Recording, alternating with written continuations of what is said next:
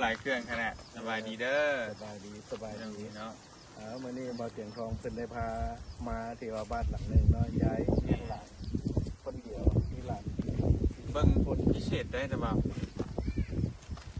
นั่นติดประชาแน่มาหันนั่นประชาแล้วโอ้ยพี่เลยตัวนี้ติดกันเลยประชาแล้วคนส่วนหลายนั่นญาติเนาะแล้วก็นอนใกล้แต่วันเราว่าอบอุ่นนอนใกล้ประชาเนี่ยอบอุ่นเราไปนอนอยู่ห้างอื่นเนี่ยเงินห้างเลยนั่นจะว่านอนบ้านห้างเลยพี่อยากหลอกนอนอยู่ใกล้นี่บ่ย่านบ่ย่ายเคยหลอกมานั่งทีละกบ่ยานบ่ยานมันเคยหลอกอยู่บ่มันบ่ได้เคยหลอกมันอุ่นมันมิดเลยมันบ่เคยบ่มีหยังมาเตะใกล้ประชาแล้วอุ่นต่างแต่คนที่ตายแล้วมันยินเสียงเขาปากบ่โดยเฮ้ยปากแบบใดปากก็พูดแบบเดียวกับห้างบ่ยินคอยินความได้ยินเสียงได้ยินเสียงเพิ่นปากโอ้เนี่ยเสียงล้มกันได้เนาะเสียงล้มกันแบบเดียวว่าเฮาคนตายอยู่บ้านนะแล้วว่าคนตายอยู่บ้านเนี่ยเพิ่นสิเอามาเผาแล้วสมมุติว่ามื้ออื่นเป็นบ่แลคันคนที่ตายแล้วมันผู้จักโลดแม่นคนที่ตายเพิ่นปากอยู่นี่ล้นบ่โดยแล้วมาเสียงเว้าอยู่นี่เลยโดยเจ้าก็บ่ย่านบ่เขาบ่ได้ย่านแต่ทุกครั้งนั่นสัญญาณให้หูจักโลดนั่นบ่มีทุกเทื่อบ่คู่เทื่อกับคนที่ตายแล้วละสินแล้วนั่นเลยแบบหาสังกัดว่าคนที่ตายแล้วแม่นเพิ่นปากก็อุดอยู่แล้วแม่นคนที่ตายกับบ่ย่านคล้ายๆว่าแบบเพิ่นมาหาหม่องหาบอนไว้แล้วเนาะโดยคล้ายๆว่ามาหมายนะมาหมายไว้แล้วนี่แหละมาหมายแล้วกับบ่ย่านเคยแหละคือผัวนี้ก็อยู่กับลูกกับหลานแนวนี้แล้วหย่าอยู่ผัวนั่นไปเฮ็ดงานรับจ้างตัดน้อย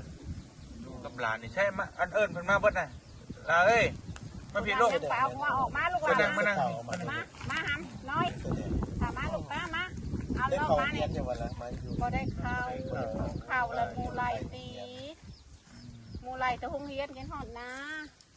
มีหลานก็กำพร้าพ่อนี่บ่ได้แม่พ่อกำพร้าพ่อไปป้าแล้วก็เอามาน้องค่ะมาไว้น้ำยาไว้น้ำยาสินะใส่ต้นเบิ่งสภาพเพื่อนล่ะนั่งลูกนั่งมวยกล้องมาพุ่นมึงนะ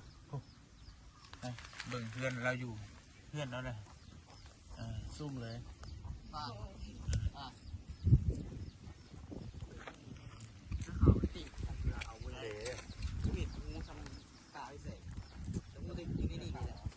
เพิ่นมาแต่เวียงจันทร์ก็เลยพาเพิ่นมาเยี่ยมการกินพักเขาได้ให้พวกผู้ชางกินมีอีกคนหนึ่งนี่มาพี่ลูกมาพี่ยังคนหนึ่งยังเปล่างัวออก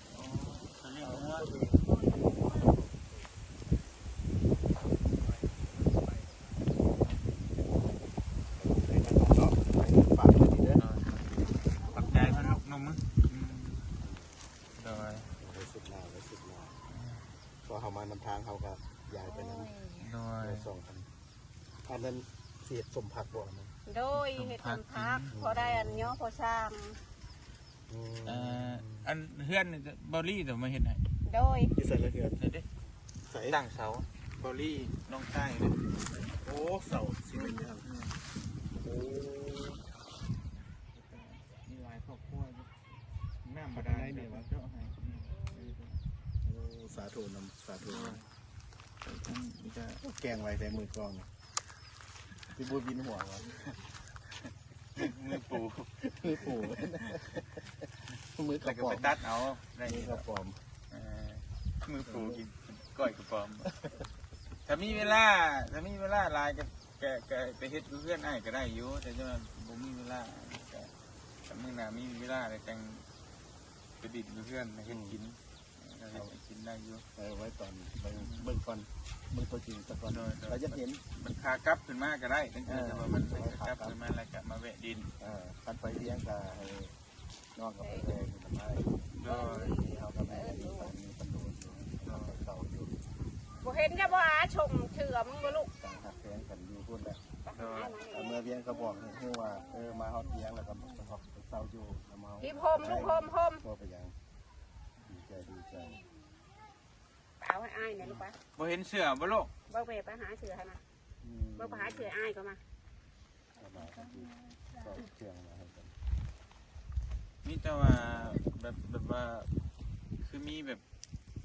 ผู้ใดมีเครื่องที่ว่าเพิ่นบ่ได้คอยใช้คอยหยังอันนี้ไม่แต่ถ้าว่ามีหยังก็เอาเบิดนั่นแหละ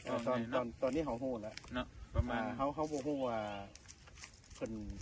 ต้องการแนวใดเลยเครื่องแนวใดเลยนะเขาก็บ่ฮู้จักอันนี้เป็นเครื่องแรกเนาะ อันนี้แค่แบบว่าแค่อยู่เขตใกล้เท่านั้นมันอาจจะเป็นบางเคสบางอันนี้นะแต่ว่าเฮาฮู้นะที่ว่าเฮาพาไป แต่ว่าถ้าสมมุติเฮาไปเชฟโปนหรือแถวนอกติดชายแดนเวียดนามน่ะ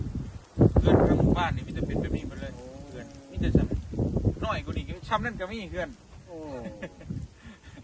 คือแบบย้อนยุคไปในตะกี้เลยนะแบบว่าไปได้ตำเข่าเด้ไฟฟ้ากับบ่มีข้าวนี่ตำปอกนั่นแหละ ที่ว่าคิดพวกเจ้าลงกันแล้วเป็นตำเขา แม่นนั่นแหละด้วยนั่นแหละชิปโปนเมืองน้องตอนแรงๆไม่ใช่ได้เพิ่นสิมาตำเข่าแล้วมันบ่มีคงสีบ่มีหยัง สูบกอกใหญ่ก็อยู่หันบ่ สูบกองใหญ่เล่าใต้ ไปทางไหน อยากเห็นบ่ อยากเห็นอยู่ อ๋อ อยากเห็นมันบ่เคยเห็นจะเทื่อเลย ทางบ้านน้องมีบ่ได้ โอ้น้องฟ้านี่ก็อยู่พุ่นหรอ อยู่ปากซองเดือนหนาว ปากซอง ย่อย เอาไปสุด ได้มาย้ำฝนมาย้ เดี๋ยวถ้าว่าได้สูบกอกนะต้องลงทั้งหมดทางงานไอ้จะเห็นคลิปเฮาลงท่าแจงบ่ทีมงานเล่าใต้ ำกอกยังบ่ ยังบ่เห็นบ่นั่นแหละอยู่แข่งเชกอง โอ้แข็งสีกอก แต่ว่าเดือนหนึงจะลงเทื่อนึงหรือ2 เดือนลงเทื่อนึงก็ลงอยู่ คันว่าไปทางภาคกลางบริเวณทางกลางแต่ระหว่างที่ว่าทางใต้ปักเสแต่ว่าเวียงจันทน์แต่ว่ากลางเครื่องบ่ทางแขกทางอย่างท่านเจ้าไปหรือว่าถ้าภาคเหนือท่านน่ะบอกเตือนในฮู้ได้ตั้งแต่สีไปเล่นน้ำ อ๋อ เล่นน้ำ โอเคก็ได้เวียงก็ขึ้นดูอยู่ขึ้นไปส่งคนเจ็บคนหยังก็ได้ก็แม่ แล้วโทรหาได้ติดต่อหาได้ โดย ติดต่อหา ใช่มาแล้ว ไปดูเห็นถ่ายเลยเอาเบิ่งสภาพเงินเพิ่นเนาะ เงินบ้านเพิ่นนี่จะติดอยู่ผีปะซ่าแล้วผีปะซ่าอยู่นี่อยู่ใกล้ๆนี่พอเพิ่นสิ้นแล้วเพิ่นอยู่นี่นะจักหลอกจักหลอนอย่างเพิ่นก็สิ้นแล้วบ่ได้ย่านแล้วอันนี้บ่แม่นเถียงนะแม่นเฮือนกับลูกหลานประมาณ6-7ชีวิตอยู่นำกันเนาะนี่เป็นฝาเฮือนเพิ่นจะเอาไปซักไปอย่างนี้แล้วมามุงมาแอมกันอยู่นี่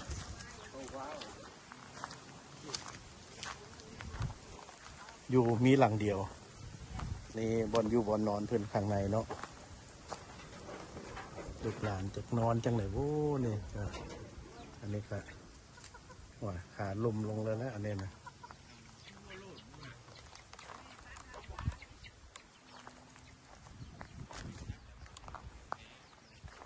เฮือนโบแมนเถียงนาเฮือนอันนี้นะเฮือนเขาเจ้าอยู่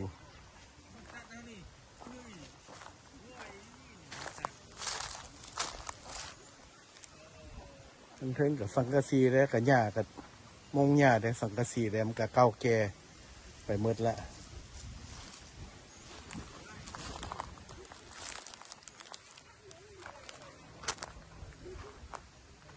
เอาครับสิพาทุกคนย่างอ้อมเมืองเห็นผมเป็นอยู่ในสภาพแบบนี้แหละ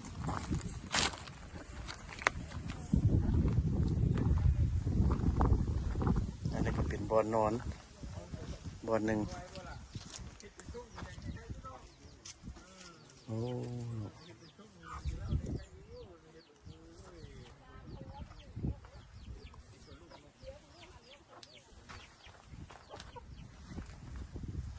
ก็เลยก็ขอบใจน้ำบ่าวเตียงทองเด้อที่พามาหู้มาเห็นเนาะได้หู้ได้เห็นแล้ว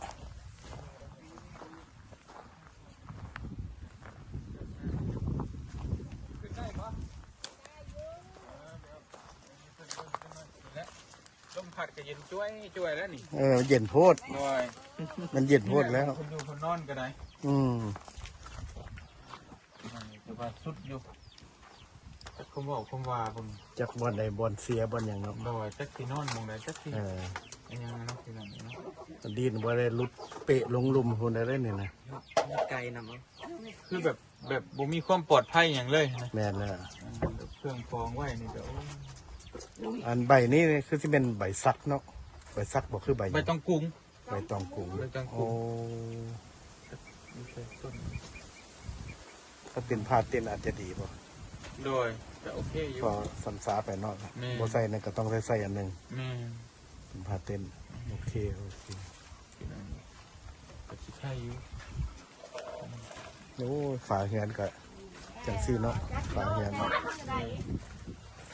จักก็ได้เป็นฝาเฮือนจักได้ในแอมกัน ประมาณนี้แหละ อืม ดังเอาไปซอยลายมงลายบอล อืม มันก็โอ้เติบมันอยู่ แต่เบาลีเนาะกำลังที่ว่าตั้งเสาขึ้นมาเนาะโอ้โชคดีนั่นนะ ไปซอยกันแบบนี้แห สิ ละ ได้งามๆเลยเนี่ย ทั้งเงินเฮาไปซอยแต่ละมงแต่ละบอลกันจะหลายกระจายกันอยู่แต่ว่าหักยันเวลาบ่หลายสิพาไปหลายบอลหลายนี่แหละเรียกนะ เมื่อนี้ก็เอาจนค่ำแล้วจะเข้าเมื่อนะ ดอย เอาจนค่ำแล้วนะ บ่เมื่อยบ่ บ่เมื่อย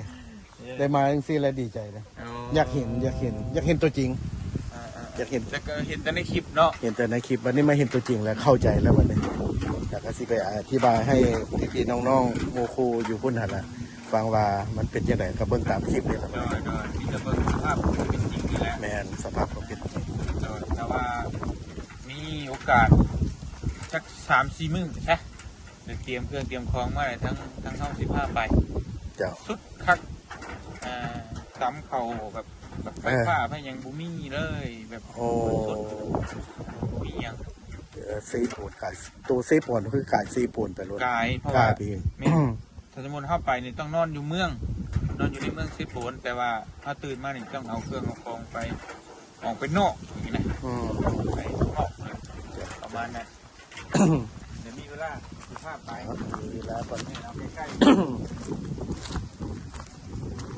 เอาจากเพื่อนเนาะ นะตัวพี่เอาเครื่องออกมาไว้ เอาอันนั้นมาให้เล่าเนี่ย ขนมเด้อขนมเด้อ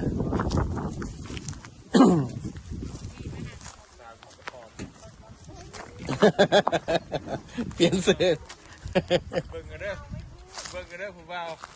ตามาก้อนรวงกินกระเพาะหน้าตาบักจุกๆงาม แซ่บเนาะแซ่บก็กิน ๆก็ไม่ได้เกี่ยวกันแน่นอนล่ะ ได้กินได้เบิดทั้ง เห็นว่าที่มาแบบเห็นแบบเคยเห็นในคลิปแบบนี้นะแบบว่า ไฮโซ เอาอีกไหมเอาไปรถ6-7 อันกลับไป เคยเห็นประมาณนั้นนะบุคิดว่ายังมีคนแบบนี้อยู่ยังประมาณ แล้วเตียงเอาเนี้ยเอาเป็นแพ็คหนึงเลย เอาปากกระป๋องเนาะ ปลากระป๋องแพ็คหนึงเลย เอาให้เจ้าไปยายเลย เพราะว่าเจ้าประตูมีเวลายาย เบิ่งเด้อดึงป้ายให้เบิ่งเด้อ ฮะ ดึงป้ายให้ มาโอ้มา นี่เด้อครอบครัวทานแซววงพ่อจันทร์ โดย จากลาสเวกัส ผู้ประทับเนาะ ผู้ประถมภ์ ผู้สนับสนุน เขาก็บ่ได้เขียนว่าทอกวันที่หรอกแต่มื้อนี้เนาะมื้อนี้เป็นวันอังคาร เป็นวันอังคารวันที่17 เออ 17 เอาตามนี่เนี่ยแหละตามผ้าตามนี่แหละก็บ่ได้กลางได้อย่างเดือน2ที่ว่าเขามาได้แจกเครื่องบริโภคเรียกว่าเครื่องอันน่ะเมียกระทงทงยังซีบ เป็นหนังสือ ทงยังซีบเนาะไปเอา เอาไปให้เพื่อน ไป เอา ขนมเนี่ยขนมเนี่ย เอาสั่งได้แล้ว ตัวเบี้ยเอาขนมเนี่ยในซีกอันนี้อันตัวนี้ซีกแล้วนี่นี่ได้เอาไปอีกเอาเป็นกล้วยกัน นี่กู เอากั๊บหนึ่งซะเอาลงกั๊บตัวนั้นเลย โอเค เออ เอาไว้ อืม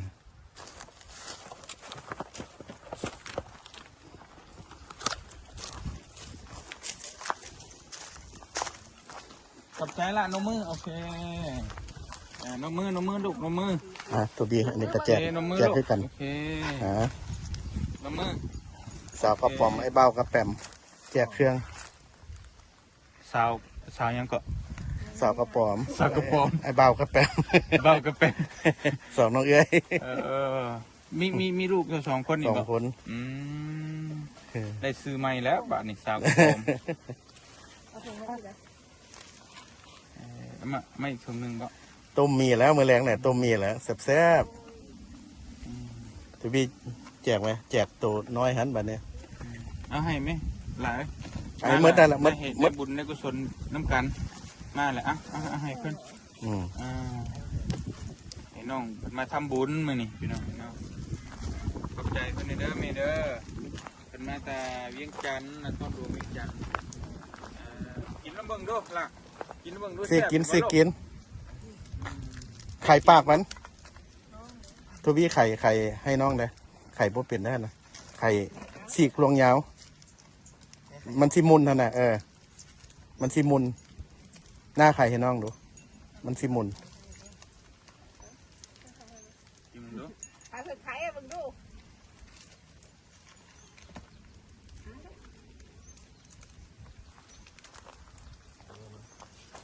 ชิมเบิ่งก่อนหั่นเอาหินเบียร์ก็ยังชิมเบิ่งก่อนเลยแกะขนมก็ชิมเบิ่งก่อนแซ่บดูบ่หัวแล้วนะ ผมนี่ ต้ม กะ ผมสีมือไม่เท่าตัด แม่เท่าตัดให้แล้วเนาะ ตัดให้เลย แบบง่ายๆเนาะแบบง่าย เขาว่าตัดแบบได้ให้กว่าเทครับว่าบ่มีกันบ่มีหยังอยู่เลยก็ตัดเป็นเนาะไม่เท่าเนาะเอาคิดว่าเจ้าเทเอา นี่คุณนี่ฮะ อันนี้ตัดเองเอาตัวออกกันผากกันโอ้ยเจ้ากระไรอีหล่าเอ้ย หน่วยตัดเอง มันหกกระผากวะลูกแกมันเกะกะนั่นกระผากดิตัดออกเลย นั่งอยู่ในโลกเอาใส่รถแล่ ๆเอาให้ยายซื้อหมักซื้อผูเด้อ โอ้โดยขอบใจเป็นนี่ เล็กๆน้อย พอมันพอเนื้อนี่เลยพอเอ้ยบ่เจ็บไปไข่ของได้ไปนี้พอเอ้ย ๆสาธุสาธุ โดยขอบใจพี่น้องกินบ้างหลายกิน ผู้หญิงผู้ชายแล้วนี่เป็น ผู้หญิง ผู้หญิงเนาะ โดยผู้นี้แหละแม่เฒ่าเลี้ยงเอาแต่แดงๆแต่ติดพลาย โอ้แม่ไปไทยบ่ แม่ไปหาปลูกยาน้ำมูไปเห็นมะเขือ นั่นแหละป้าอะไรกับมัน พอป้าออกแต่พื้นแต่ไผ่มาแล้วแม่เลี้ยงเอา บ่มีเงินมันบ่ไหวนะมันบ่มีเงิน เข้าใจ ติดพลายเลย โอ้ แม่ แม่ เลี้ยงเอา แต่แม่เฒ่าก็มีภาระเนาะแม่นอันนั้น เพราะอันนว่าคิดเบิ่งเบิดนี่แล้วมีอีกคนหนึ่งเท่านั้นมาอยู่เล่าเลี้ยงผู้เดียวน่ะ โอ้ ผู้เดียวเลยนี่เบิ่งนี่ เดียว เฮ็ดจังไดอาหารการกินที่ว่าเฮาไปซอก กระ มา แป้งนี่เลยพอพุดกระปูกระแป้งนี่เลย ขนาดว่า เฮ็ดกินได้วะ แม่นขนาดว่า คือบางคนเลี้ยงลูกคนหนึ่งสองคนยังยากแม่นบ่ แม่น แต่ว่าอันนี้เบิ่งแม่นเบิดเลยแล้วเลี้ยงผู้เดียวเลย โอ้ย 7อีกคน เจ็ด หนึง เนาะอีกคนหนึ่งยังอีกคนหนึ่งเนาะ นี่ อื ลูก ม ของคอยทุกนักลูกคอยนี่หลาน4 คนยิง2ชาย2 อืม เลี้ยงผู้นั้นใหญ่มาเลี้ยงผู้นี้ อืม ลูกสาวหันปีละลูก อืม ผู้นี้อันออกแต่พื้นแต่ไผ่ละมาแล้วคอยเลี้ยงเอา จนสิบ่มีเวลาอีหยังเลยนะไม่เท่าเลยแบบ ปะหา บ่ไหวแล้ว ไม่แล้ว จะ มา ไปอีกจังหน่อยก็ซอยได้แหละเนาะเฮ็ดไห้เฮ็ดนาอันนี้เป็นนาเฮาเบิดบ่อันนี้ โอ้ย โอ้ใครอยู่จะมีที่ที่ว่าทำกินเนาะ เป็นที่ของผัวที่ของผัว ที่ของผัว เวลามาอยู่บ้านผัว ผัว ไปฉันเด้อไปก่อนเด้อบัดนี้เด้อ โดยไปดี เท่าเด้อ ขอบใจเด้ออยู่ดีมีแห้งเด้ออยู่ดีมีแห้งเด้อขอบใจขอบใจขอจบคลิปไว้เพียงเท่านี้ก่อนเด้อขอบใจ